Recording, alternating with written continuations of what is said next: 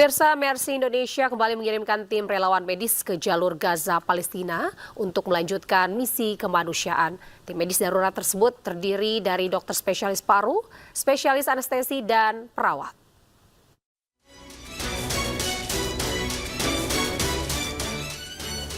Mercy Indonesia kembali memberangkatkan tim medis darurat ke-14 untuk melanjutkan misi kemanusiaan di jalur Gaza, Palestina pada Senin. Emergency Medical Team atau EMT terdiri dari 3 relawan medis, yaitu dokter spesialis paru, spesialis anestesi, dan perawat. Mereka berangkat dari Jakarta menuju Yordania sebelum memasuki jalur Gaza melalui perbatasan Karam Shalom. Keberangkatan tim medis darurat dilepas oleh relawan dan staf Mercy serta keluarga. Dokter relawan medis Lius Hariman mengatakan bahwa masyarakat Gaza hingga kini masih sangat membutuhkan bantuan dari luar. Sehingga Mercy terus bekerja sama mendukung pelayanan kesehatan di wilayah tersebut. Kondisi Gaza kita tahu sendiri sejak 7 Oktober itu sudah sampai hari ini belum ada perubahan yang signifikan. Kalau tidak ada teman-teman dari Mercy dan EMT yang berangkat, sepertinya sangat sulit bagi teman-teman di Gaza untuk mengatasi dan melayani sesama yang ada di sana yang membutuhkan bantuan medis. Pertama, dokter spesialis paru. Di tengah krisis kesehatan yang melanda jalur Gaza akibat genosida yang masih berlangsung, pengiriman tim medis merupakan wujud komitmen Mercy untuk menjaga keberlangsungan layanan kesehatan bagi warga Gaza. Selain mengirimkan tim medis, Mercy bersama Kementerian Kesehatan Palestina juga bekerja sama mendirikan Mercy Indonesia Medical Center di kawasan padat pengungsi Al-Mawasi, Khan Yunis, Gaza Selatan yang melayani hingga ribuan pasien setiap harinya. Di Al-Mawasi, Khan Yunis, Gaza Selatan. BBM di Austria naik, warga pun menyalahkan Amerika Serikat yang terus menyerang Iran. Warga Branau, kota perbatasan Austria ini mulai merasakan dampak kenaikan bensin. Konflik di Timur Tengah membuat harga BBM merangkak naik. Warga pun menyalahkan Amerika Serikat yang terus menyerang Iran. Otoritas Austria mengatakan pasokan bahan bakar dan minyak tetap aman meski pasar bergejolak. Namun mereka tidak menutup kemungkinan harga akan terus naik bila kondisi di Selat Hormuz tidak kunjung membaik.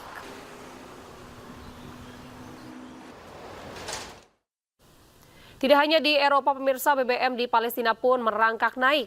Pasokan ke Palestina juga semakin terbatas. Antrian panjang kendaraan terjadi di pom bensin yang berada di seluruh kota Ramallah, Palestina. Mereka tidak hanya membawa kendaraan tetapi juga wadah plastik. Hal ini terjadi karena semakin menipisnya cadangan BBM.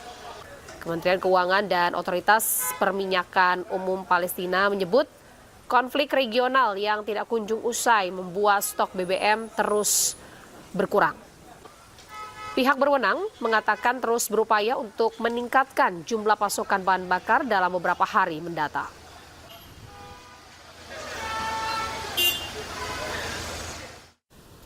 Pemirsa, kelangkaan bahan bakar memicu gelombang panik di Ramallah, Palestina. Warga dipadati antrean panjang kendaraan berlomba mengamankan persediaan BBM di tengah ketidakpastian pasokan dan memanasnya situasi.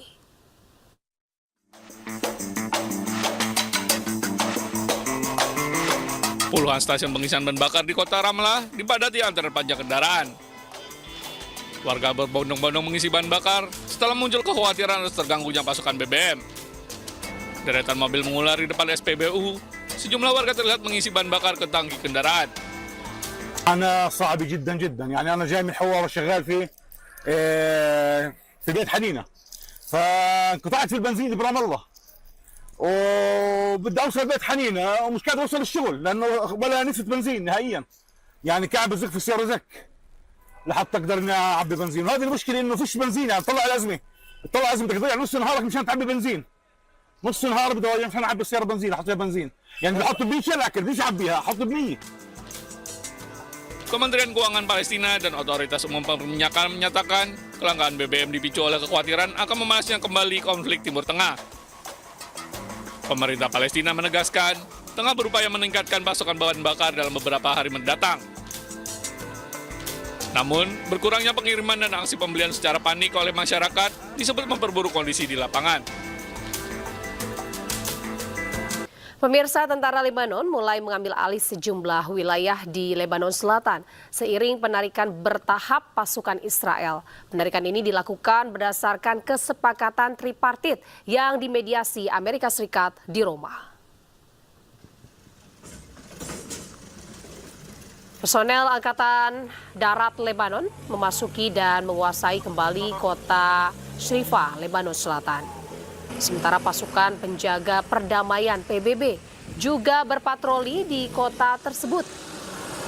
Pengerahan pasukan Lebanon dan penarikan IDF dilakukan berdasarkan kesepakatan tripartit yang dimediasi Amerika Serikat di Roma.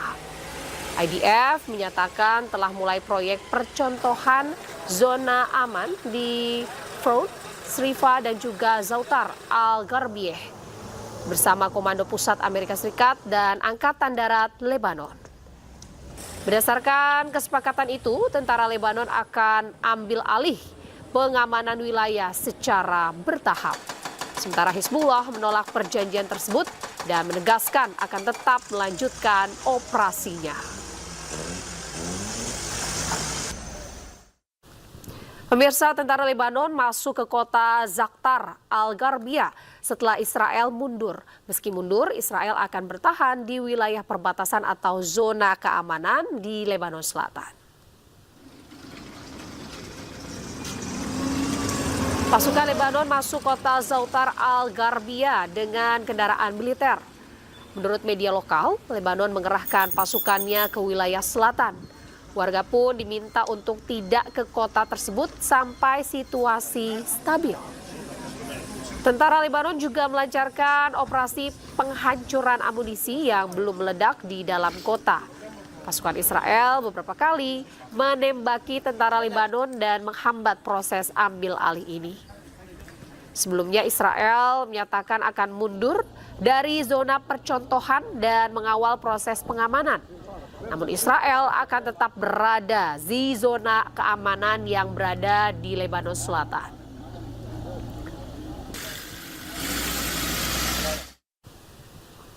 Pemirsa, pasukan Zionis Israel mengeksekusi kelompok GAF di jalur Gaza, Palestina.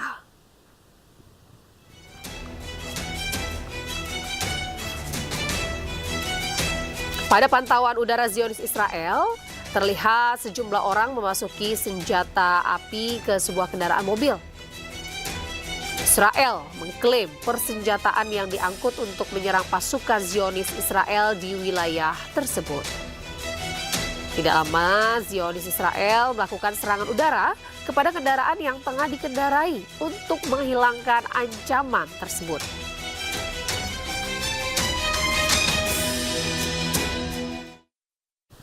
Pemirsa, 5 orang dalam satu keluarga syahid setelah penjajah Israel terus menggempur jalur Gaza, Palestina dengan serangan udara.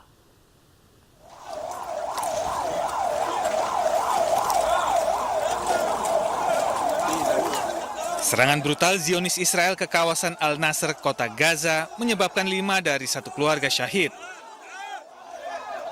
Warga dan kru ambulans yang tiba di lokasi serangan mengevakuasi korban syahid dan luka yang terjebak di antara reruntuhan bangunan. Sementara itu, tim pertahanan sipil Gaza mengevakuasi orang-orang yang terluka parah di daerah dekat persimpangan Al-Lababidi dan Al-Nasr di barat laut kota Gaza. طالع من الحمام خبطوا الدار فيها شباب في الشوارع وخبطوا الدار يعني كثير شهداء كثير يعني اطفال واولاد وكبار وصغار شهداء كثير يعني هاي الموجود طلع احنا قصر مش راضي يخلص يعني وقاتلين في الناس قاعدين بيقتلوا في الناس مش راضيين نخلص من الحرب يعني هاي قاتل بيقتلوا في الناس هم في دورهم. Penjajah Israel berdalih menargetkan Adam Nasman atau Abu Ratib, komandan sayap militer Hamas Brigade Al-Qassam. Sementara itu, Hamas belum secara resmi mengumumkan kematian komandannya. ما خلصتش الحرب لسه، الحرب لسه ما خلصتش زي ما هي، الحرب مش هتخلص زي ما هي. مش بنحكي قتلوا في الناس. وبالزيد قاعدين. يعني شهداء كثير ومش هتخلص. Kementerian Kesehatan Gaza menyatakan genosida Israel di Gaza telah menewaskan lebih dari 73.000 warga Palestina dan melukai 173.000 lainnya.